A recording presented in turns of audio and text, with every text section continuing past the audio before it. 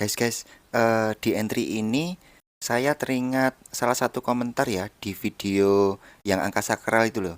Saya lupa namanya Mas siapa ya.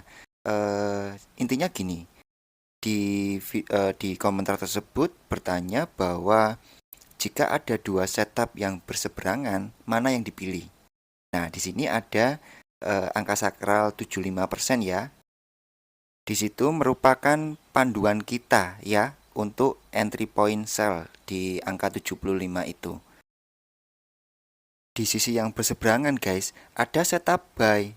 Nah, di pertanyaan komentar itu mana yang dipilih Bang guys? Gitu katanya. Jadi di sini kebetulan ya saya melihat market ada contohnya. Dan maaf ya saya telat recordingnya. Oke, tapi nggak apa-apa. Nanti saya jelaskan ya lebih detail kenapa ini di sini saya pilih buy-nya ya, tidak menunggu di entry point sell ya. Nanti saya jelaskan ketika profit ya guys ya. Oke, sabar ya guys ya. Tunggu ini menyentuh TB dulu ya. Ya, doakan ya guys ya.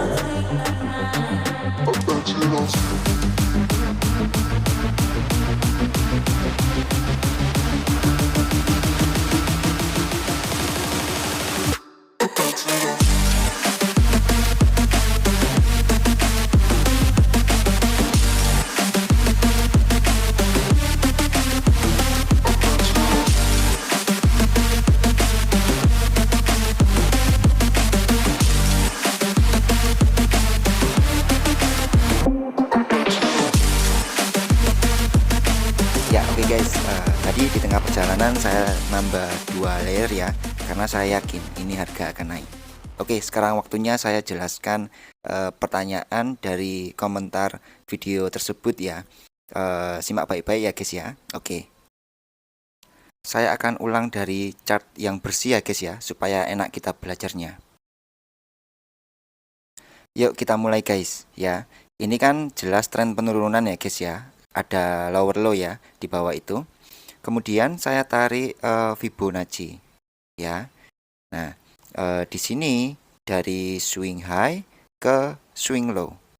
Nah, swing low awalnya itu di sini guys. Ya. Tapi tidak menembus equilibrium. Naiknya tidak menembus equilibrium. Dia turun lagi malah ngebreak buat lower low baru. Nah, lalu saya update Fibonya, swing low-nya gitu ya. Lalu dari lower low itu harga mengalami kenaikan guys ya, mengalami pullback. Nah, di sini resistennya itu di break guys. Coba saya kasih rectangle ya. Nah, di sini ada resisten guys, sudah di break atau ada supply yang sudah di break. Ya, dari candle bullish engulfing yang pertama ini ya, ini menyebabkan resisten-resistennya itu di break gitu loh. Ya, dan ini dinamakan CB1. Ya. Kita tandai dulu candle yang ngebreak resisten atau supply itu ya guys ya. Nah, candle bullish ini guys ya, yang ngebreak supply atau resisten itu, maka ini dijadikan sebagai acuan untuk narik Fibonya gitu. Lalu langkah berikutnya kita akan tarik Fibo ya guys ya, di setup CB1 ini.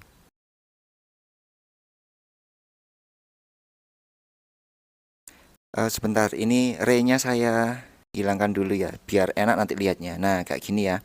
Oke, sekarang level 0-nya di shadow terbawah ya, shadow paling bawah. Kemudian 100-nya di close price body candle yang ngebreak resisten atau supply itu, ya. Nah, tadi kan saya tarik seperti ini, ya. Oh ya, ini tadi saya nariknya 75 yang di atas, 25%-nya yang di bawah ya. Nggak jadi masalah ya guys ya. Tidak perlu diperdebatkan cara nariknya. Yang penting untuk yang angka sakral ini itu seperempat bagian. Itu konsepnya. Ya, seperempat bagian. Oke. Nah, ini sudah termasuk jawaban dari komentar video tersebut ya guys ya. Jadi di sini kita boleh untuk entry buy karena kita ada alasan, ada reason, ada setup gitu loh. Ya. Nah, kan di situ kalau nggak salah saya jawabnya begini. Sesuaikan dengan analisanya. Kemudian cek entry point SLTP-nya gitu. Nah, di sini kan entry point SLTP-nya kan jelas ya guys ya. Kalau untuk buy berarti TP-nya itu di 161 dan itu bertepatan dengan level angka sakral 75% gitu. Ya, apa namanya seperempat bagian gitu loh ya. Jadi masih boleh. Nah, di sini saya marking itu berdasarkan M30. Ada supply di situ, ada drop base drop. Nah, sampai sini boleh kita buy ya. Tapi kalau teman-teman nggak mau buy ya nggak apa-apa. Nunggu harga naik sampai angka sakral 75%, seperempat bagian untuk entry sell nantinya. Itu nggak apa-apa ya guys ya. Untuk entry sell-nya, teman-teman cari ya acuannya. Berupa apa? Berupa SND. Nah, saya bilang kan, level Fibo itu untuk panduan. Tapi untuk acuan kita bisa gunakan SND gitu. Jadi lebih aman gitu guys. Nah, teman-teman boleh nanti cari supply-supply yang terbaik di atasnya untuk sell. Nah, ini kan harga sudah sampai di 75% ya guys ya. Nah, apakah ini kita mau entry sell? Ya bisa aja. Kalau dari setup Fibo Musang yang di bawah itu, sekarang memang waktunya untuk sell. Nah, di sini ini guys, lihat, di sini juga ada supply.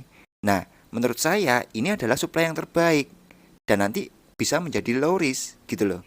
Kita entry sell di sini aja, di supply yang atas ini. Nanti kan risk rewardnya jadi bagus. Ya, sampai sini mengerti ya guys ya. Jadi gitu guys caranya. Ya, cari seperempat bagian, lalu cari acuannya berupa SND gitu, supply dan demand-nya yang terbaik ya. Apa namanya? Sehingga risk reward rasionya itu bisa bagus gitu loh. Ya. Oke.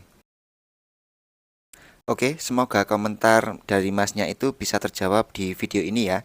Ini bagus untuk jadi case study belajar kita ya. Oke, sampai jumpa di next video ya guys ya. Saya doakan teman-teman selalu sehat dan rezekinya banyak. Amin.